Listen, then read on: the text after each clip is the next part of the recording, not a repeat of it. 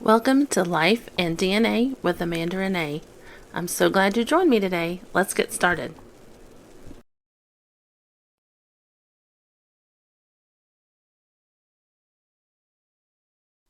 Hello, and welcome to Life and DNA with Amanda Renee. I'm Amanda. If you have watched my or listened to my episodes from back in December, you know that I had taken some time off and was kind of praying about where my podcast was going to go, where the channel was going to go. And I'm back finally. And yeah, I just wanted to kind of stick more with the ancestry side, kind of like what I'm reading, what I'm listening to, things like that.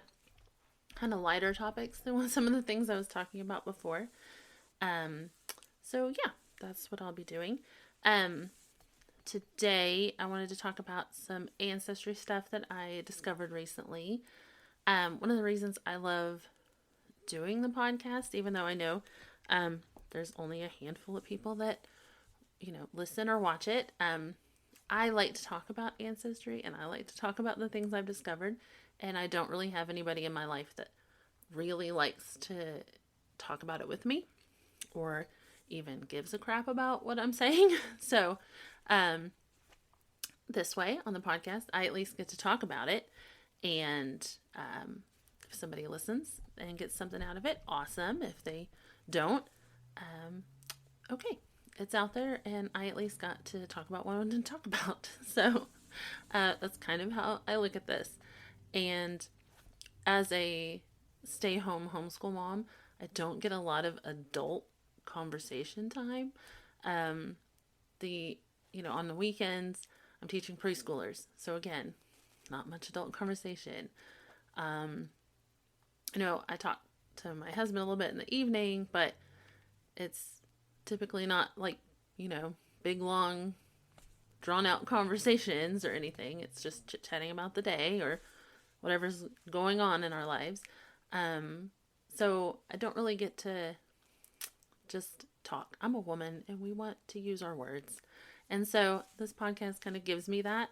Um, but yeah, I want to stay on kind of more general topics, lighter topics.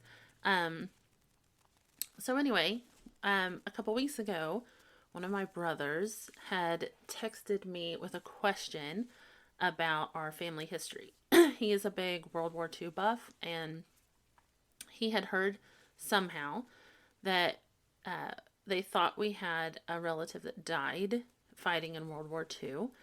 And he had a couple of names for me. He had been talking to my mom, and she or he had been talking to one of my aunts and possibly another relative. And so they had a little bit of information. Some of it was conflicting information because they couldn't remember exactly who and how. And so I did some digging for a couple of days, and that was a lot of fun. So I would text my brother. We would text each other back and forth. I'd show him what I found. There was a relative that had some like newspaper clippings or notes written down, and so that would kind of give me a general idea of kind of where to go. Um, he had given me, what was funny was he had given me the name of a cousin. I think he's like my mom's first cousin once removed, something like that. And they said his name was Clell. And so I was like, okay. Looked for a Clell. And there was one. But his name was Clell Jr.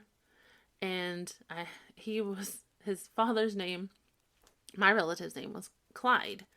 And so I'm like, well, that doesn't make a lot of sense. So I dug into him a little bit. He did fight in World War II, but he did not die in World War II. He was adopted, and some of the paperwork I found was very confusing. Some of the things even on the internet were confusing. And they had his mother's maiden name as Reese, which is what my family's surname in this instance was. And so I did a little more digging. He sent me something else from them. I can't remember what it was.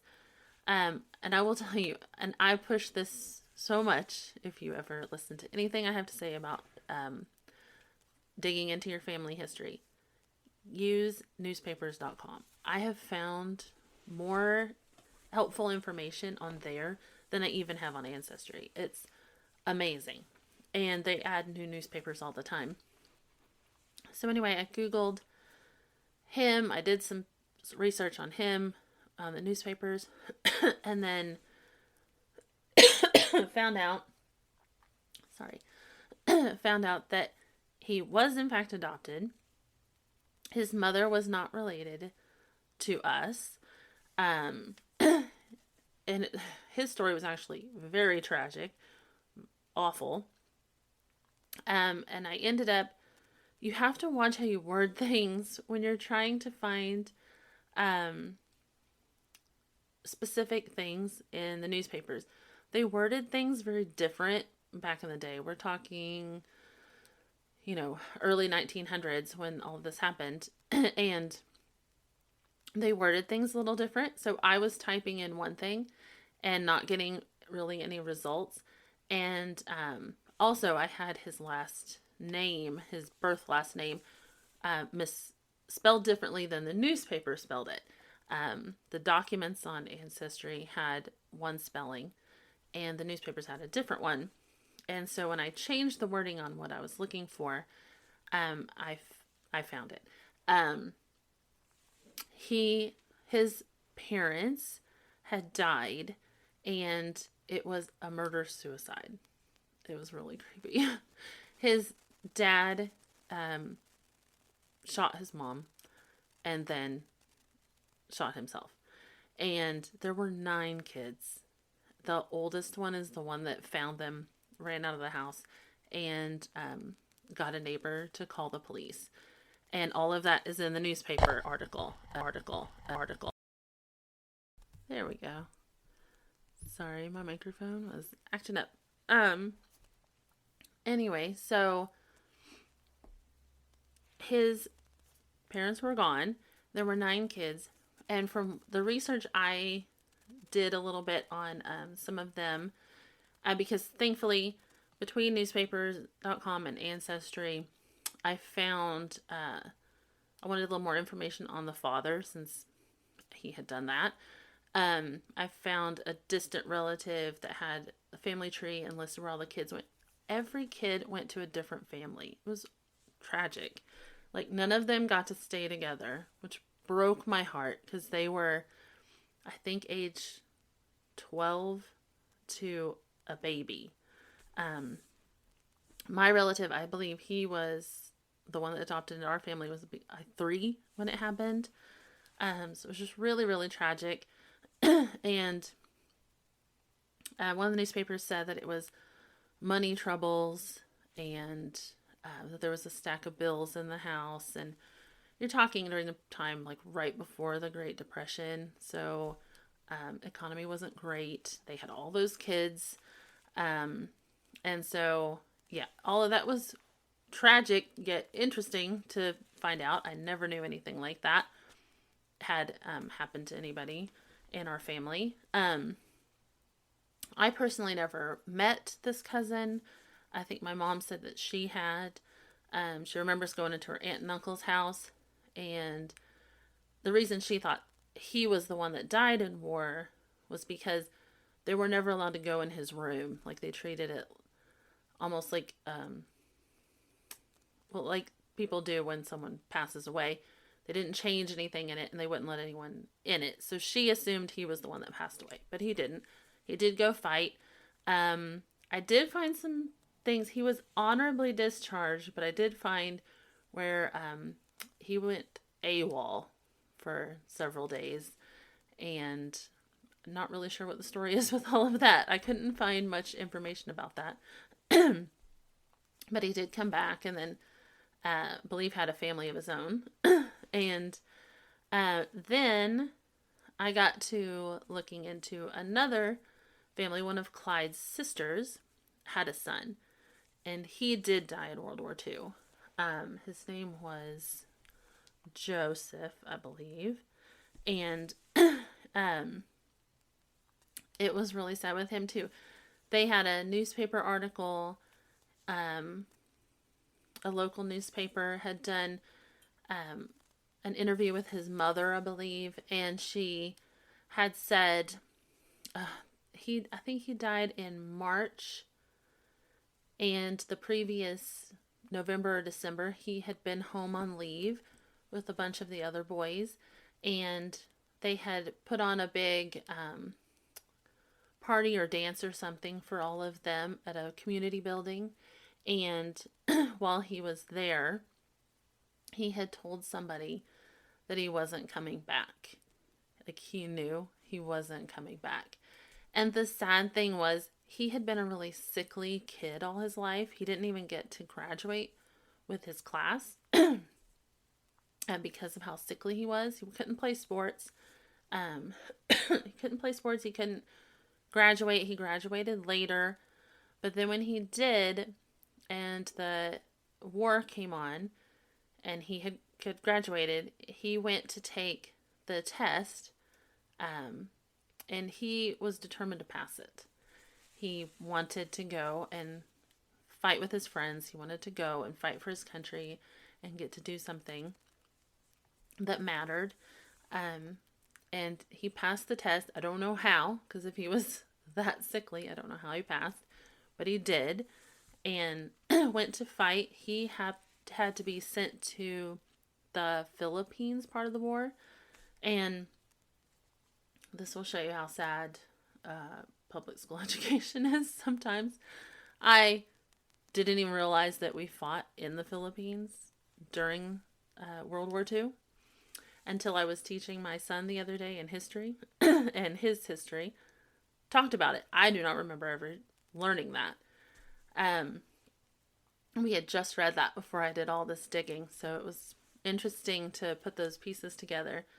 And so there was this one, my brother went and researched which battle it was and things like that. They had been trying to take this one, to kind of surround this one area and move forward. And his group was the ones at the forefront trying to make progress. And they had a shootout with some of the Japanese, and they had shot this guy, and it was my relative that went and to see if he was really dead. He wasn't, and he shot him in the head, and he died instantly. So it was a tragic story, but it was kind of cool to learn that we had a war hero in the family. His family got, a medal for his bravery, for all of that. And it was nice to have kind of a personal tie to that with that side of the family. I've already known my great-grandfather on my dad's side, fought in World War II. He came back not the same ever. Whatever it was that they used to, the gas that they used to throw into the trenches, because he was fighting in France, it messed with him, and it messed with his health for the rest of his life. My grandma did not have a good relationship with him. She wouldn't even hardly talk about him, because she didn't like, how he treated her mom and her sisters. And I never got to meet him. He passed away before I was born. But he did fight over there and fight for his country. And so it's sad that all those men went over there and then had to come back different, and their families, didn't get to know who they were before all of that. It's just sad to me. But so anyway, it's always fun, not always to hear the sad stories, but it's fun to get to find those personal ties to history. I like getting to tell my kids that. It helps when you're learning history, and you can tie something in to make it personal and make it more interesting. And I love that. I love that I do the research and get to tell them about that. Now, sometimes they don't care, but other times it's exciting, because it's like, oh, okay. So I got to tell my son, remember when we learned about World War II and the island hopping, and they were fighting over in the Philippines. And we actually had a family member that got killed in one of those skirmishes. And so that was interesting and fun to get to tell him about. So yeah, that's just been kind of the ancestry update that I have right now. I haven't had a ton of time to do things with it. My mother's stepsister found, and I do think I talked about this in December, found a brother she didn't know she had through DNA. And I just saw right before I hopped on here and was trying to get my facts straight that he messaged me and is wondering if I've done any research on their side. I have not yet because it wasn't a blood connection for me. It was her stepfather. So I might have to do a little digging into that so I can help them and see what I can find. But yeah, that's what I've been doing as far as that goes. I will have an episode about like what I'm reading and what I'm listening to probably next week. So I hope you come back and listen to that. But that's all I have for now. And I will talk to you later. Bye. Thank you for listening to Life in DNA with Amanda Renee. Come back next week and I'll have a new episode.